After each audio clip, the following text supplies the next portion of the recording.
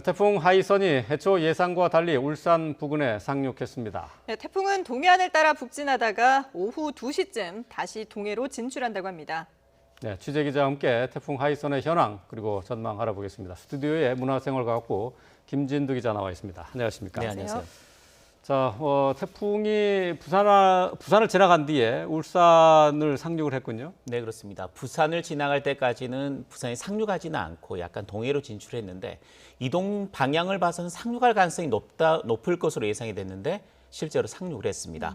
울산 부근 남쪽 해안에 오전 9시쯤 상륙한 것으로 기상청이 발표를 했는데요. 네. 지금은 동해안을 따라서 빠른 속도로 북진을 하고 있는 상황으로 보여집니다. 현재 태풍이 어디에 있는지 그래픽으로 좀 준비를 했는데 잠깐 보실까요?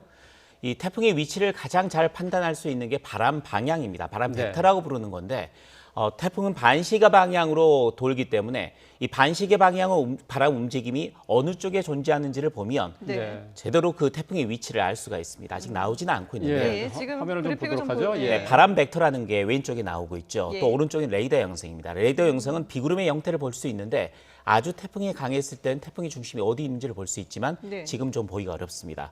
하지만 바람 벡터를 보시면 바람이 계속 도는 모양의 중심 부분이 지금 태풍의 중심이 지나가고 있는 곳입니다. 그래서 이미 울산 부근에 9시에 상륙을 했으니까 시속 48km의 속도로 북진을 하고 있거든요. 굉장히 빠른 속도로 북진을 하고 있어서 지금 경남은 지나갔고요. 경북 지방을 통과하고 있는 것으로 보여집니다. 현재 계속 북진을 하고 있는 상태이기 때문에 이 동해안을 따라서 거의 붙어서 올라가다가 강원도 남부 그러니까 동해 부분쯤에서 다시 동해로 진출한 뒤에 북한 청진 쪽으로 향할 것으로 예상이 되고 있습니다. 그러니까 당초 예상보다도 이제 위치가 좀 변경이 된 건데 앞서 저희가 이제 뭐 울산도 그렇고 각 지역을 연결해봤습니다만은 이게 상륙하면서 그만큼 피해가 더 커지게 되는 거죠? 그렇습니다. 아무래도 해상을 지나가는 것보다는 태풍의 중심이 지나가는 주변이 훨씬 더 피해가 큽니다. 바람도 강하고 또 비도 많이 내릴 수 있는 지역이 바로 태풍의 눈의 중심 지역입니다. 지난번 마이삭과 비슷한 상황이 됐다고 보시면 됩니다. 마이삭도 부산에 상륙한 뒤에 계속해서 동해안을 따라 북상을 했거든요. 하이선도 역시 부산은 아니지만 울산에 상륙한 뒤에 해안을 따라서 북상하는 형태.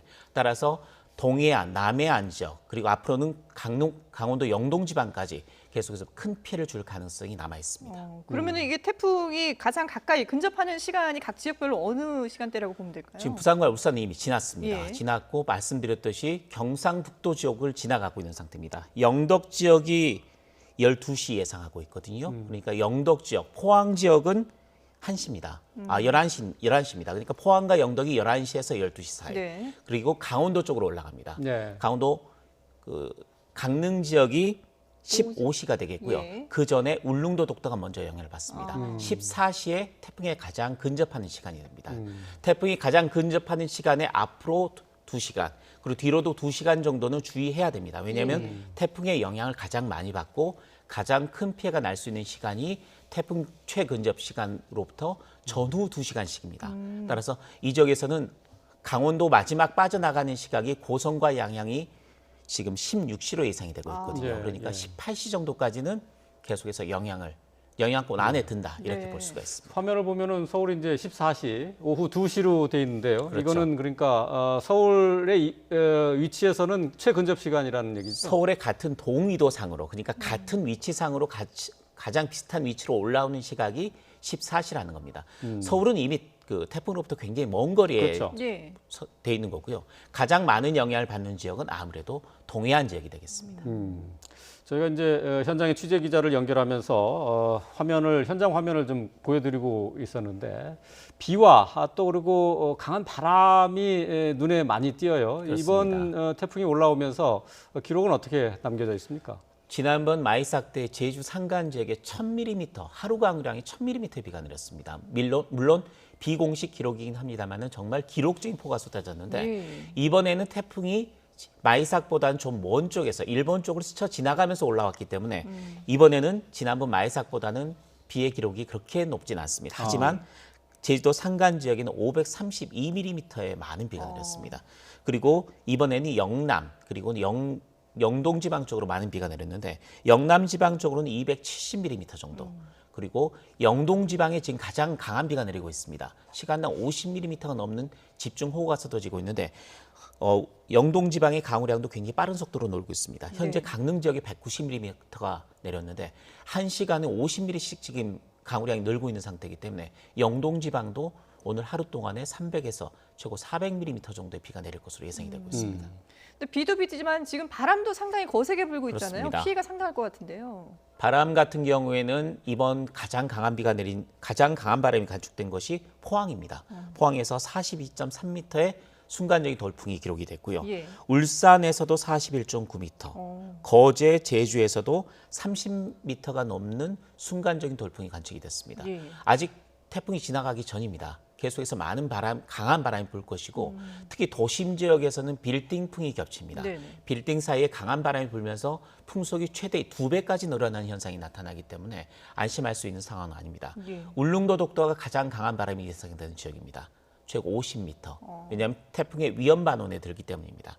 동해안 지역으로는 최고 40m 정도의 돌풍이 오늘 밤까지는 이어진다라고 생각을 하시면 됩니다. 예. 지난번 태풍 마이삭 때는 일부 해안 지역에 해일 피해가 발생했었는데요. 그렇죠. 이번에도 해일 피해가 좀 우려된다고요? 그렇습니다. 지난번 마이삭 때는 대조기가 겹쳤습니다. 대조기라는 것은 1년 중에 바닷물의 수위가 가장 높아지는 시기를 대조기라고 하고요. 그중에 가장 높다고 하는 시기가 백중사리 기간도 겹쳤습니다. 그래서 해안가에 해일 피해가 많이 났는데 이번 태풍은 대조기와 겹치진 않았습니다. 하지만 만조시기에 겹치는 지역이 한 두세 군데 정도가 되고 대부분 부산을 포함한 남해안과 그리고 동해안 쪽으로 분포를 하고 있습니다. 예. 부산과 울산 지역이 현재 만조시각이 겹쳤습니다. 10시 그리고 11시쯤이 만조시각이 되기 때문에 아직까지 태풍이 완전히 빠져나가지 않은 상황이기 때문에 굉장히 주의해야 되는 시기가 되겠고요. 속초가 18시 24분이 만조시각입니다. 근데 태풍이 올라가는 시기와 약간 겹칩니다. 따라서 동해안 지역은 오늘 오후 늦게부터 밤까지 해일 피해, 해일뿐만이 아니라 너울성 파도로 인해서 월파 가능성도 있습니다. 예. 침수 피해나 안전사고 가능성이 우려가 굉장히 높기 때문에 영동 그리고 경상남도, 경상북도 동해안 지역에서는 이 해일 피해와 월파 사고에 각별히 주의를 기울여야 합니다. 네. 예. 자, 지금 뭐 8호 바비부터 지금 10호 하이성까지 매주 뭐 거의 계속해서 태풍이 연이어오고 있는데요. 왜 이렇게 태풍이 자주 이렇게 좀 짧은 기간에 많이 오는 걸까요? 기록을 찾아보니까 3개의 태풍이 연이어서 우리나라를 찾아온 경우는 극히 이례적입니다. 예. 지난해 7개의 가을 태풍이 우리나라에 영향을 줬는데 그 가운데 3개의 태풍이 연이어서 우리나라에 영향을 준 사례가 처음 나타났습니다. 이번이 2번째입니다. 그런데 제주도 부근까지 올라왔을 때 매우 강한 위력을 지닌 태풍이 우리나라에 연속으로 영향을 준 것은 이번이 처음입니다. 예. 현재 태풍이 발생하는 것은 예년보다 그렇게 많지는 않습니다. 네. 태풍 발생 개수는 예년보다 조금 적은 상태를 유지를 하고 있는데 네. 유일하게 우리나라 주변에 지금 가을이 되면서 태풍의 길이 열렸습니다.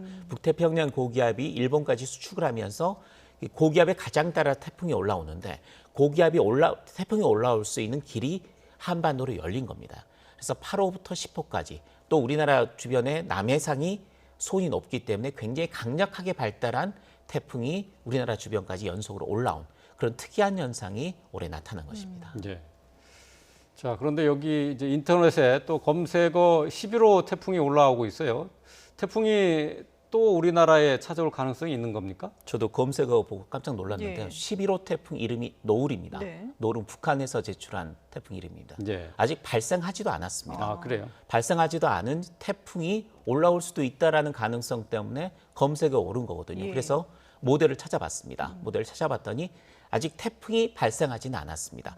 18일까지 태풍이 발생하는 신호는 없습니다. 하지만 18일 밤쯤 되면 네. 먼 남해상 그러니까 태평양 적도 부근에 2개의 태풍과 비슷한 열대성 저기압이 만들어지는 것을 확인할 수는 있습니다. 그러니까 아직 만들어질지 안 만들지 모르겠습니다만 슈퍼컴퓨터가 의한 모델이 만들어질 가능성이 있다는 걸 모의하는 수준입니다. 네. 근데 만들어진다면 이 태풍이 그렇게 18일에 만들어질 것으로 보이는 열대성 저기압은 태풍과 발달할 가능성이 높거든요. 왜냐하면 그 부분 수온이 높기 때문입니다. 그렇게 만들어진다면 태풍이 또 올라올 수 있는 가능성은 있습니다. 그러니까 18일 이후 일주일 정도 상관을 두고 태풍으로 만들어진다면 그 태풍 중에 하나가 또다시 고기압의 가장자리가 우리나라로 열려 있기 때문에 예. 올라올 수 있는 가능성은 있다. 그러니까 18일부터 일주일이니까 23, 4일, 25일 이 사이에는 태풍 한 개 정도의 가능성이 있기 때문에 앞으로 태풍의 발생 그리고 진로를 예의주시해야 될 것으로 보입니다. 예, 11호 태풍은 좀 안 생겼으면 좋겠다는 생각이 드네요. 그렇습니다. 네, 지금까지 문화생활과학부 김진두 기자와 함께했습니다. 잘 들었습니다.